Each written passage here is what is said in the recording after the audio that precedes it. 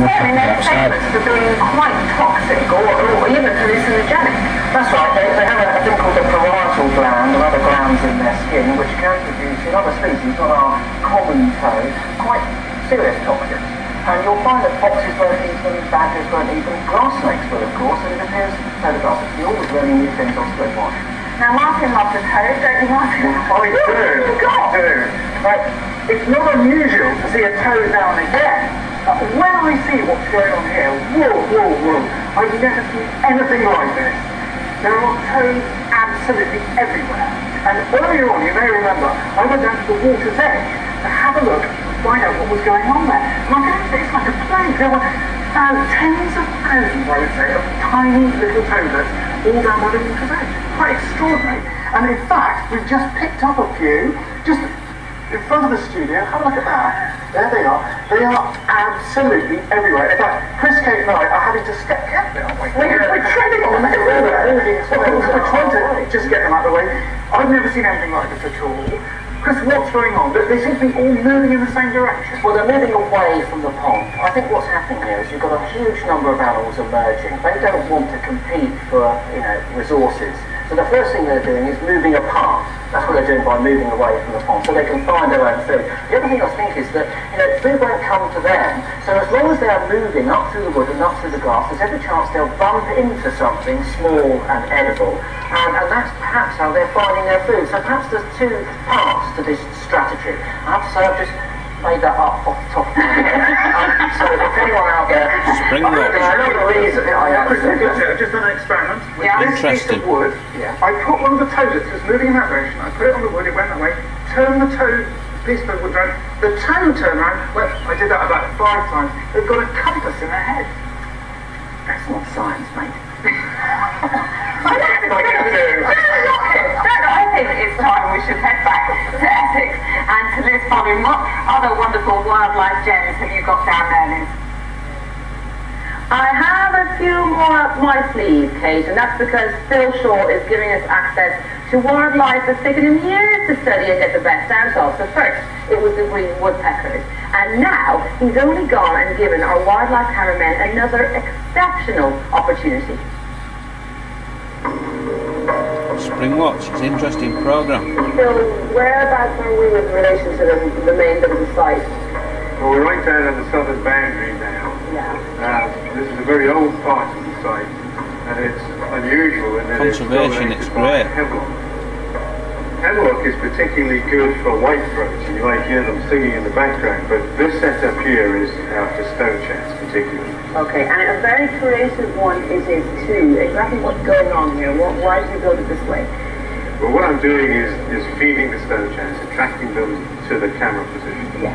So I'm putting food in here, which is waxworm, and the stonechats will perch on whatever is high around here. So most of the time they'll come and perch on this rose bush here. So if we place the waxworms in there, do you reckon our wildlife cameramen might get some really good shots of the birds? You'll get some outstanding shots of these birds. While Phil and I bait the feeder, our specialist wildlife cameraman Ian gets into position. And within minutes, the first stone chats arrive. This is a male with a dark head, handsome russet chest, and striking white collars. And here you can see a female joining him, distinguished by her eye stripe. The male seems to give way to her here, but as she gets her fill, he darts back in for more waxworm.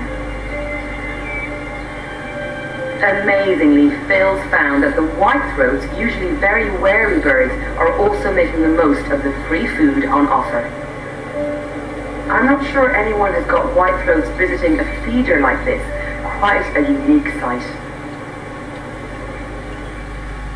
So, birds are thriving on the restored land, but what about other animals? Well, there happens to be a very big clue over here to a notorious character on Spring Watch, because this happens to be a badger set. Now, this landfill dates back to the 40s and 50s, so it's mostly made up of pottery and ceramics and glass, and also coal fire ash, which is great for badgers.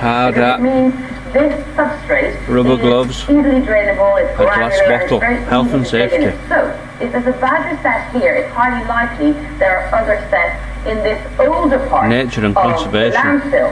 Now, we know that on Spring Watch, we don't have an easy time filming badgers, okay? And I know that in Wales we're having problems again getting them on film this year. But we have Phil Shaw. He is our secret weapon. And only a couple of days ago he said to me, Liz, I can get you badgers on Spring Watch. Partridge. It's Spring Watch, I said. There's no way we're going to get any badgers. I'm going to get you badgers, he said. Are you sure, I said. Oh, I'm sure, he It's said. partridge. You get the idea.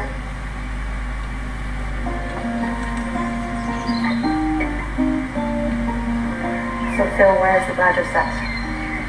The badger set is here. We're almost on top of it. But the main set is just in the tree scene now. In there?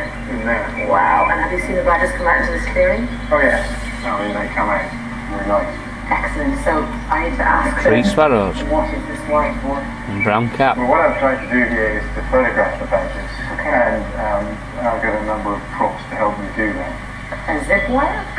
Partridge. What are these for? Well, badgers normally travel with their face close to the ground, and it doesn't make for a very attractive photograph, really. So what I do is actually put some peanut butter sandwich on the end of these wires, which raises their heads. They smell it, and then they take it. Have you ever actually measured how high they can jump up for the sandwich? No, I haven't. I don't think that's known scientifically. I think we need to find that out scientifically this evening. What do you think? Really important. Pad and pencil ready. See what happens. Let's measure its wings and stick a tag on it. You've studied these badgers for years now, haven't you? Yeah, that's a long time. So you know their habits well. This year, I think I've seen 8 badgers out here at once. So it was all looking good. Nightly visits for the last 14 years. 8 badgers all at once. How could we possibly fail? But of course, Phil and I hadn't taken into account the Spring Watch curse when it comes to badger watching. It just doesn't seem like tonight is going to be badger night. They'll definitely come out. Partridge night. That is really close to leave. It's always the way with wildlife.